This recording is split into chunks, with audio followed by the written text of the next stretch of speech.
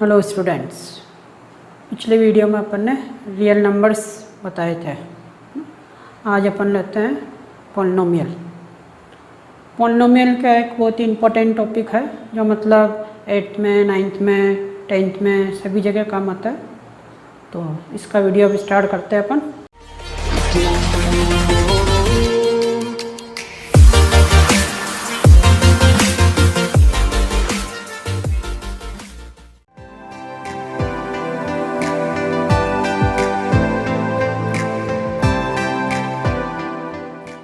Polynomial का मतलब तो मालूम है कि ना जिसमें बहुत सारे पद हो। हिंदी में क्या बोलते हैं इसे? बहुपद, मतलब बहुत सारे पद। तो जैसे ही अपन ने फॉर्म लिख रखी है a0 x की पावर n, a1 x की power n minus 1, a2 x की power n minus 2 and so on, है ना, प्लस an तक लिखी है अपन ने। तो वेर ये जो a0, a1, a2, है ना, an, ये तो क्या है? कांस्टेंट होता है ना, जो इसको कोफिशिएंट भी बोलते हैं। जैसे x की पावर n का कोफिशिएंट है, ये a1 x की पावर n माइनस 1 का कोफिशिएंट है, तो इन्हें कांस्टेंट बोलते हैं और ये कोफिशिएंट भी होते हैं इनके। और दूसरा इसमें चल रहा है x, ये px लिखा ना, तो px का मतलब पॉलिनोमियल किसका ही है? x का। तो अपन ने x जो है ना वो वेरिएबल ले रखा है, x वेरिएबल का है। अगर ये मैं y के टर्म में लिखूँ तो p ऑफ y से शो कर दूंगा, z में लिखूँ तो p ऑफ z से शो कर देंगे, है ना। तो वेरिएबल क्या है इसमें? x। तो ये x वेरिएबल है और ये कांस्टेंट है ना। फिर इसमें जो x पे पावर आ रही है n, इस पे n माइनस 1, इस पे n माइनस 2, है ना, तो एंड सो ऑन। तो दूसरी चीज़ ये है कि जैसे पॉलिनोमियल में ये तो होती है ना, बहुत सारी पद बताए मैंने। तो ये फर्स्ट टर्म है, सेकंड टर्म, थर्ड टर्म, है ना, ऐसे बहुत सारी टर्म है। तो इन जो वेरिएबल्स की जो पावर होती है ना पॉलिनोमियल में, वो पॉजिटिव इंटीजर होनी चाहिए, है ना, ये नेसेसरी है इसमें कंडीशन। मैं जैसे ये n पावर है, इसकी दूसरी n-1 पावर, n-2 पावर, ये सारी क्या होनी चाहिए? पॉजिटिव। मतलब all powers of variable is positive integer, ये बहुत ज़रूरी है इसमें ना, कि सारी पावर पॉजिटिव इंटीजर होनी चाहिए x की, है ना। जैसे फ्रैक्शन में, माइनस में, है ना, ये ऐसे नहीं आने चाहिए। उस केस में ये पॉलिनोमियल होता है, अदरवाइज पॉलिनोमियल नहीं होता है वो। फिर दूसरा ये बताया कि अपन ने जैसे a0 जो है ना, ये पहला जो कोफिशिएंट है वो अगर 0 नहीं है तो इसकी जो पॉलिनोमियल की डिग्री है वो n होएगी। जो हाईएस्ट ऑर्डर होता है ना, जैसे ये इससे कम ऑर्डर ये है, इससे कम ऑर्डर इसका, तो ये x की पावर n वाला कोफिशिएंट अगर 0 नहीं आ रहा है तो इस पॉलिनोमियल की जो डिग्री होगी वो n हो जाएगी, है ना। और अगर जैसे ये 0 हो, a0 और a1 नॉट इक्वल टू 0, है ना, तो देन डिग्री ऑफ पॉलिनोमियल जो है वो n-1 होएगी, है ना। तो जितनी हाईएस्ट पावर होगी ना उतनी उसकी डिग्री होती है पॉलिनोमियल की। फिर ये कुछ सम स्पेशल पॉलिनोमियल्स बताते हैं अपन, है ना। तो जैसे सबसे पहले अपन होता है px ax प्लस b, है ना। तो ये ax प्लस b जो है वो लीनियर पॉलिनोमियल है ना। इस पे 1 पावर है तो 1 पावर वाले को लीनियर पॉलिनोमियल बोलते हैं अपन। तो पावर कितनी है इस पे? x पे 1, तो इससे लीनियर। अब इसमें ऐसे में होता है ना कि a और b तो कांस्टेंट है यहाँ पे, जो इसमें अपने a0 a1 बताया ना वो इसमें a और b से शो कर दिए मैंने, है ना। तो a जो है वो b कांस्टेंट है, a और b x वेरिएबल है। तो इसमें क्या है, इसे b 0 हो सकता है, a 0 नहीं होना चाहिए, है ना। b 0 हो सकता है तो यूँ हो जाएगा x। तो इस केस में भी ये लीनियर पॉलिनोमियल है, इस केस में भी लीनियर पॉलिनोमियल है ये, है ना, दोनों केस में लीनियर पॉलिनोमियल है। अब जैसे कोई दूसरा एग्जाम्पल लेते ये क्वाड्रेटिक लिया, है ना, x² bx प्लस c, है ना। तो ये क्या होगा? x की मैक्सिमम पावर इस पर 2 हो गई, तो ये क्वाड्रेटिक पॉलिनोमियल हो गया। तो इसमें अपने पास कितनी टर्म है? 1 2 3, है ना। तो हाईएस्ट ऑर्डर क्या है इसका? x², है ना। तो इसकी डिग्री 2 है, तो इसे क्वाड्रेटिक पॉलिनोमियल बोलते हैं। तो इसमें जो कोफिशिएंट है ना a, ये 0 नहीं होना चाहिए बस, है ना। b 0 हो सकता है, c 0 हो सकता है। अब जैसे अपन ने बताया कि यहाँ c 0 हो गया तो क्या रहेगा? ax² प्लस bx, है ना। फिर ये रहेगा ax² b 0 हो गया तो ax² c, है ना। और b और c दोनों 0 हो जाए तो मतलब इन तीनों केस में, है ना, 3 के चारों केस, इस केस में, इस केस में, है ना, x² की टर्म बनी हुई है, तो इसलिए इसे अपन बोलेंगे क्वाड्रेटिक पॉलिनोमियल। मतलब दूसरी टर्म कितनी कम हो उससे फर्क नहीं पड़ता, बस मैक्सिमम जो है वो हटनी नहीं चाहिए ना। ऐसे ऐसे क्यूबिक का लेते हैं अपन, तो AX³ BX² CXD है ना। तो इसमें ये जो हाईएस्ट ऑर्डर क्या है इसका x³, तो x³ वाला जो टर्म है ना वो नहीं हटना चाहिए इसमें ना, तो मतलब ये 0 नहीं होना चाहिए यहाँ पे ना। अब जैसे बच्चे क्या कोएफिशिएंट B C और ये कांस्टेंट टर्म D, तो इनमें से कोई सी भी टर्म 0 हो जाएगा चलेगा, उस केस में भी ये क्यूबिक पॉलिनोमियल ही रहेगा। जैसे यहाँ अपने पास बताया इसमें कि क्या नहीं है इसमें D, तो ये ना क्यूबिक पॉलिनोमियल है। इसमें अपने पास C की टर्म हट गई तो B क्यूबिक पॉलिनोमियल है। इसमें B C D है ना, तीनों ही हट गए तो AX³, तो जब तक x³ बचा हुआ है तब तक ये क्यूबिक पॉलिनोमियल रहेगा। तो ये आगे होगा समझ में है ना। तो ये लीनियर है, मतलब 1 पावर वाले को लीनियर, सेकंड ऑर्डर वाले है ना, सेकंड डिग्री वाले को क्वाड्रेटिक, और 3 डिग्री वाले को क्यूबिक पॉलिनोमियल बोलते हैं। अब फिर इसके बाद जीरोस की जरूरत पड़ती है ना। पॉलिनोमियल में जीरोस क्या होता है? पॉलिनोमियल में जीरोस का मतलब होता है जिसके लिए पॉलिनोमियल की वैल्यू 0 हो जाएगा ना, जिस वेरिएबल की वैल्यू के लिए पॉलिनोमियल 0 हो जाता है। तो जैसे Px(0) हो गया, तो इसके लिए जो x फाइंड होगा वो इसके लिए 0 से आता है ना। और फिर यह है कि जैसे अगर अपना लीनियर पॉलिनोमियल है ना, तो लीनियर पॉलिनोमियल होगा तो नंबर ऑफ जीरोस है ना वो 1 आएगा। मतलब जितने डिग्री का पॉलिनोमियल होता है उतने ही उसके जीरोस फाइंड होते हैं है ना। जैसे ये लीनियर पॉलिनोमियल है तो इसके जीरोस कितने होंगे? 1। ये क्वाड्रेटिक पॉलिनोमियल लिखा अपना, तो इसके जो जीरोस होंगे, मतलब इसमें कोई 2 वैल्यू ऐसी होगी जिसके लिए पॉलिनोमियल की वैल्यू 0 होगी। और जैसे ये वाला क्यूबिक, तो ये क्यूबिक है तो इसमें जीरोस, नंबर ऑफ जीरोस 3 होंगे, मतलब इसमें 3 ऐसी वैल्यू मिलेगी जिसके लिए पॉलिनोमियल 0 होगा।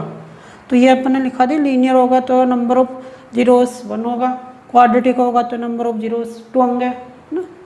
अब जैसे कोई एग्जांपल लेके समझाए तो इसको, तो जैसे Px अपना ये दे रखा है x माइनस, चलो ये ले लेते हैं ना। तो ये एक लीनियर पॉलिनोमियल लिया है मैंने, तो x की कौन सी वैल्यू, जैसे 1 रखूँगा तो ये -2 आएगा है ना, 4 रखूँगा तो +1 आएगा। तो इसमें x की वैल्यू क्या पुट करें जिससे 0 हो जाएगा है ना। तो x की ये वाली वैल्यू पुट करते हैं जैसे अपन 3, तो P(3), तो यहाँ कितना जाएगा 3 - 3, तो इसकी वैल्यू क्या होगी 0। तो इस पॉलिनोमियल के लिए जीरोस जो है ना वो 3 हुआ है ना, तो 3 इसके लिए जीरोस हो गया। कोई दूसरा एग्जांपल लेते हैं, जैसे क्वाड्रेटिक वाला लिया मैंने ना। अब यहाँ अपन जैसे x की वैल्यू 1 रखता हूँ तो इसकी वैल्यू 0 नहीं आएगी है ना, 0 रखता हूँ तो -9 आएगी ना। तो ऐसी कौन सी वैल्यू जिसके लिए 0 आएगा? तो जैसे अगर मैंने x3 पुट करते हैं इसमें, तो ये हो गया 3 तो 3 का स्क्वायर कितना होगा 9, 9 - 9 0 ना, तो ये 0 आ रहा है ना। तो मतलब x = 3 इसके लिए पॉलिनोमियल है। पर इसमें क्या है कि जैसे ये सेकंड डिग्री का पॉलिनोमियल है ना क्वाड्रेटिक, तो इसके नंबर ऑफ जीरो कितना होंगे 2 होंगे, तो ये तो एक ही आया अभी। तो और कोई ऐसी वैल्यू होगी जिसके लिए ये पॉलिनोमियल 0 होगा, तो वो वैल्यू जैसे x = अपन -3 पुट करते हैं इसमें ना, तो -3 इसमें पुट करा तो -3 का स्क्वायर -9, तो -3 का स्क्वायर क्या होगा 9 ही होगा, फिर 9 - 9 0। तो मतलब x = -3 भी है ना इसको 0 कर रहा है और x = 3 भी 0 कर रहा है। तो इट मीन्स x = 3 और x = -3 इस पॉलिनोमियल के लिए क्या हो गया जीरोस हो गया ना। तो जीरोस वो होते हैं जिसके लिए पॉलिनोमियल की वैल्यू 0 हो जाती है, और पॉलिनोमियल जितने डिग्री का होगा उतने ही जीरोस आते हैं है ना। तो अब अपन next relation between zeros and polynomial बताते हैं। तो अभी अपन ने जीरोस के बारे में बताया, अब अपना है next topic relation between zeros and coefficient of quadratic polynomial. अभी अपन ने ये जो लिया है वो क्वाड्रेटिक पॉलिनोमियल लिया है ना। तो क्वाड्रेटिक पॉलिनोमियल की एलिमेंट फॉर्म क्या होती है? ax² bx + c होती है ना। तो वेयर a क्या होता है कोफिशिएंट ऑफ x², b क्या होता है कोफिशिएंट ऑफ x, c को बोलते हैं कांस्टेंट टर्म। तो ये तो हो गए इसके कोफिशिएंट्स है ना, गुणांक। और फिर यहाँ पे अपन क्या बताने जा रहे हैं, यहाँ जीरोस एंड कोफिशिएंट ना उनके बिटवीन रिलेशनशिप। तो यहाँ पर ये क्या है क्वाड्रेटिक पॉलिनोमियल है, तो क्वाड्रेटिक पॉलिनोमियल है तो नंबर ऑफ जीरोस कितने होंगे इसके 2 होंगे है ना। तो नंबर ऑफ जीरोस जो है वो 2 होंगे। तो इन जीरोस को अपन लेट कर लेते हैं ये अल्फा एंड बीटा ना, अल्फा बीटा मतलब जो एक्स की वैल्यू होगी ना जिसके लिए पॉलिनोमियल जीरो होगा तो उन्हें अपन अल्फा बीटा से रिप्रेजेंट कर देते हैं अभी तो ना। और ये हो गए इसके कोएफिशिएंट और अल्फा बीटा हो गए जीरोस। तो इनमें क्या रिलेशन होता है कि जैसे सम ऑफ जीरोस करते हैं ना, मतलब इन जीरोस का सम, तो उसकी वैल्यू होती है minus b upon a. And इन जीरोस का प्रोडक्ट करें अल्फा इंटू बीटा तो वो होता है सी अपॉन ए ना, ये प्रोडक्ट होता है सी अपॉन ए। मतलब जो हाईएस्ट डिग्री वाला टर्म है ना, मतलब हाईएस्ट डिग्री क्या ए, तो इसका मतलब इसमें डिवाइड करते हैं, हाईएस्ट वाली का डिवाइड कर देते हैं बस ना। और नेक्स्ट वाली में इसमें माइनस बी अपॉन ए होता है और ये सी अपॉन ए होता है। तो ये रिलेशन होता है इसमें ना, ये जीरोज हो गया और ये कोएफिशिएंट हो गया। तो ये रिलेशनशिप चेक करनी है ना। इसका एग्जांपल लेके समझाते हैं अपन। एक एग्जांपल हो गया पी एक्स क्वाड्रेटिक इक्वेशन का ले लेते हैं, x square plus x minus six है ना, ये कोई क्वाड्रेटिक पॉलिनोमियल दिया अपन ने। तो वेयर ए कितना है यहाँ है ना, मतलब यहाँ कोई मल्टीपल नहीं है ना तो 1, इस पर भी कोई मल्टीपल नहीं है तो 1। तो वेयर पहले ए बी सी बताए थे यहाँ पे कितना है, तो ए कितना हुआ 1, बी कितना हुआ, मतलब चाहो तो इसको एक बार यूँ और लिख सकते हैं एक्स स्क्वायर फिर 1 इंटू एक्स और माइनस 6। और इसको भी चाहो तो यहाँ क्या है कंपेयरिंग प्लस से ही होती है, तो मतलब ये हो गया बी हो गया सी हो गया, तो ए 1 हो गया बी 1 हो गया और सी माइनस 6 ना। तो ये तो हो गए इनके कोएफिशिएंट एंड कांस्टेंट टर्म। अब फिर इसके जीरोस, तो जीरोस निकालना ही मैंने बताया था कि इसको जीरो रखते हैं ना, तो जीरोस के लिए क्या करेंगे, इसको जीरो रख देंगे। तो पी एक्स को जीरो रखो, और पी एक्स को जीरो रखते हैं तो इट मीन्स ये हो गया अपने पास x square plus x minus 6 is equal to 0 है ना। अब ये क्या है क्वाड्रेटिक इक्वेशन की तरह हो गया, तो इसके अपन फैक्टर करते हैं। तो फैक्टर मिडिल टर्म स्प्लिटिंग से फैक्टर हो जाएंगे इसके, तो यहाँ का मल्टीपल ये है तो 6। अब 6 के फैक्टर क्या होंगे 3 2, तो मतलब इसके फैक्टर हो जाएंगे अपने पास ये 3x minus 2x minus 6 is equal to 0 है ना। 3 और 2 3x माइनस 2x है ना, 3x माइनस 2x को सॉल्व करेंगे तो x आएगा और प्रोडक्ट में 6 आएगा। फिर इसका ना ये मिडिल टर्म स्प्लिटिंग से करा अपन ने, और फिर इसमें x कॉमन आया तो यहाँ क्या रहेगा x प्लस 3, इसमें माइनस 2 कॉमन आया तो x प्लस 3, और फिर x प्लस 3 दोनों में कॉमन आ गया और x minus 2 is equal to 0। अब ये दोनों दो फैक्टर बन गए इसके, तो ये लीनियर फैक्टर है, तो इनका प्रोडक्ट किसके इक्वल है 0 के, तो इनको क्या है सेपरेट सेपरेट 0 कर देते हैं। तो x प्लस 3 को 0 करेंगे, x माइनस 2 को 0 करेंगे, तो इससे x की वैल्यू कितनी आएगी -3 और इससे x की वैल्यू आएगी 2। तो ये हो गया इसके लिए जीरोस, मतलब इनको अपन अल्फा बीटा से भी रिप्रेजेंट कर सकते हैं। दैट इज अल्फा मतलब -3 एंड बीटा मतलब 2 ना, कोई सा भी ले सकते हैं, तो इसको अल्फा इसको बीटा भी ले सकते हैं। तो ये अब अपना ये जो रिलेशनशिप है ना वो चेक करते हैं कि ये सही भी फाइंड हुआ है या नहीं। तो इसके लिए अपन को रिलेशनशिप पता है alpha plus beta is equal to minus b upon a. तो अल्फा कितना है -3, बीटा कितना है +2 और बी कितना है इसमें 1, ए कितना आया 1, तो -3 में से +2 तो कितना बचा -1, और इधर 1 में डिवाइड करा 1 ही आया और माइनस, तो ट्रू आ रहा है ना ये। तो मतलब ये रिलेशनशिप ट्रू है। दूसरा रिलेशनशिप देखते हैं प्रोडक्ट वाला, ये सम वाला हो गया। अब प्रोडक्ट वाला तो अल्फा इंटू बीटा वो होता है सी अपॉन ए ना। तो पहला प्रोडक्ट मतलब पहला जीरो है -3 और दूसरा है 2 और सी कितना है -6, ए कितना है 1, तो ये हो गया 3 2 जा 6 प्लस माइनस माइनस 3 2 जा 6 और ये 6 का 1 में डिवाइड करते हैं 6, तो ये भी ट्रू है। तो दोनों रिलेशनशिप सेटिस्फाई हो रहा है इसमें ना, ये सम वाला भी और ये प्रोडक्ट वाला भी। तो ये relationship between zeros and coefficient होता है। तो अब अपन टॉपिक लेते हैं जिसमें मतलब अपन को पॉलिनोमियल बनाना हो है ना, कि जैसे जीरोज या जीरोज के जो सम प्रोडक्ट गिवन हो तो उस केस में मतलब पॉलिनोमियल कैसे फाइंड करते हैं। तो देखिए क्वाड्रेटिक पॉलिनोमियल ही बता रहे हैं ये भी अपन। तो जैसे ये p x is equal to x square b x plus c ना, ये पॉलिनोमियल होता है ये अभी तो अपन ने लेट कर रखा है, मतलब कि ये चीज़ बना के बतानी है अपना। तो जैसे अभी बताया था कि अगर क्वाड्रेटिक पॉलिनोमियल है तो इसके जीरोज़ कितने होंगे, 2 होंगे, है ना।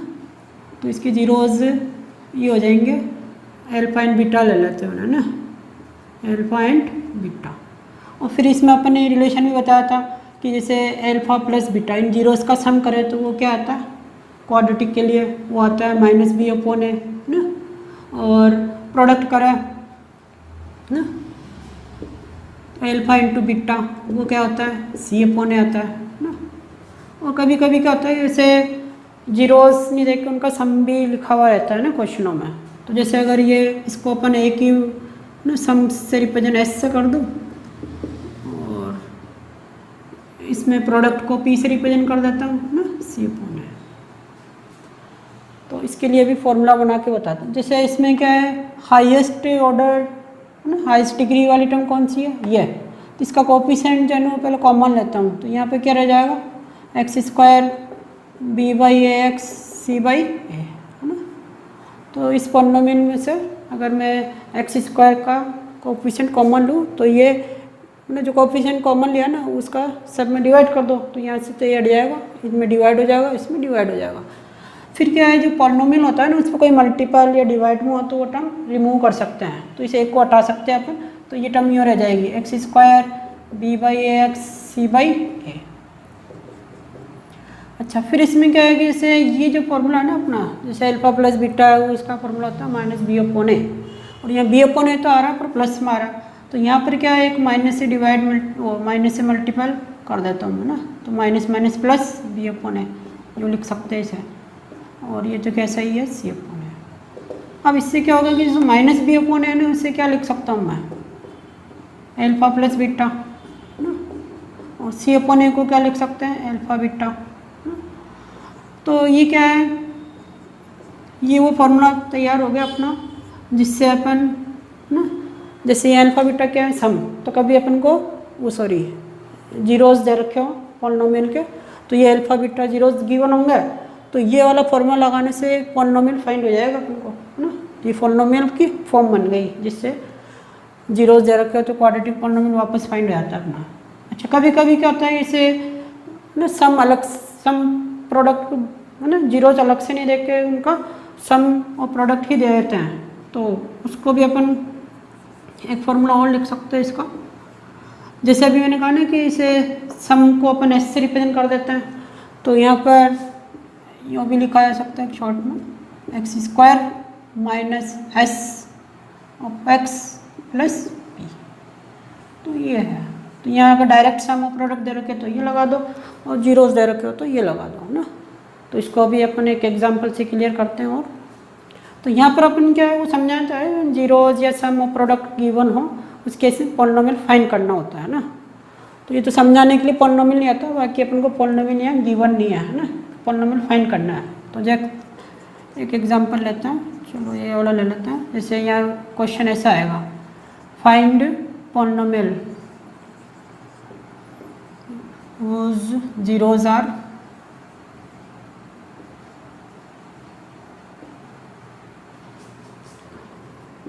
टू एंड थ्री ले लेते, चलो, है ना। क्या करना, find polynomial whose zeros are 2 and 3, मतलब जीरोस गिवन है, ना। क्या है, जीरोस मतलब अल्फा बीटा, ये अल्फा और ये बीटा। तो इस केस में क्या फाइंड करना, तो 2 जीरोस है तो क्वाड्रेटिक पॉलिनोमियल बनेगा। तो क्वाड्रेटिक पॉलिनोमियल का फॉर्मूला भी ये बताया हमने जीरोस के केस में। तो इसको सॉल्व करते हैं, तो मतलब ये अपन को क्वेश्चन में ये दे रखा है, अल्फा है ना, पहले वाले को अल्फा ले लेंगे एंड दूसरे वाले को बीटा ले लेंगे, फिर ये वाला फॉर्मूला लगा देंगे, है ना। तो quadratic formula polynomial, quadratic polynomial ये हो गया इसमें, x² - alpha plus beta x alpha into beta, और ये हो गया अपने पास 2 + 3x 2 × 3, तो ये हो गया अपने पास x² -5x + 6। तो ये जीरोस गिवन थे, तो इससे ये पॉलिनोमियल फाइंड हो गया अपन को वापस, है ना। तो ये वो पॉलिनोमियल है जिसके जीरोस ये है। अच्छा, एक क्वेश्चन और लेते हैं जिसमें कभी कभी क्या है, सम और प्रोडक्ट ही दे देते हैं। तो क्वेश्चन को अच्छी तरह पढ़ना कि सम दे रखा है जीरो है ना, सम या प्रोडक्ट दे रखा है या जीरोस ही दे रखा है। तो कभी कभी मतलब सम भी दिया हुआ रहता है ना, सम प्रोडक्ट बना के देते हैं, जैसे फाइंड पॉलिनोमियल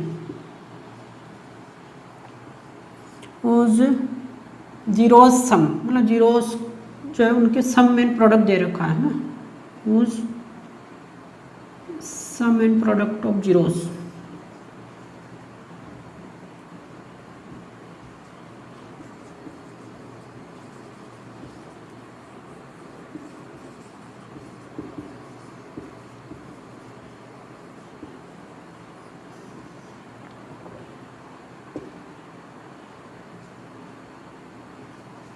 वन एंड -2 ना, ये ले लेते चलो है ना। तो ये अपन को क्या ध्यान रखना कि इसमें सम दे रखा ही है ना, मतलब अल्फा प्लस बीटा की जो वैल्यू है ना वो है ही है, अल्फा बीटा नहीं है ना। जैसे इस वाले क्वेश्चन में जीरोस लिखा हुआ था, इस वाले में sum of zeros and sum of product दे रखा ही है, मतलब ये एस है और ये पी है। तो इसको अगर सॉल्व करना है तो यहाँ पर अपन को ये गिवन है ना, सम 1 एंड प्रोडक्ट -2, तो सीधा ये वाला फॉर्मूला लगा देंगे ना। तो पॉलिनोमियल का फॉर्मूला ये है अपना x² - sx + p। तो x की जो वैल्यू है वो कितनी है 1 और प्रोडक्ट की वैल्यू है 2 -2, तो मतलब ये बन गया x² - x - 2। तो ये मतलब जिनका सम ऑफ जीरोस दे रखा है और प्रोडक्ट ऑफ जीरोस दे रखा है तो उसका पॉलिनोमियल ये आ गया ना। तो ये भी अपन ने क्वाड्रेटिक पॉलिनोमियल का सम और प्रोडक्ट का फॉर्मूला ना ये समझाया था।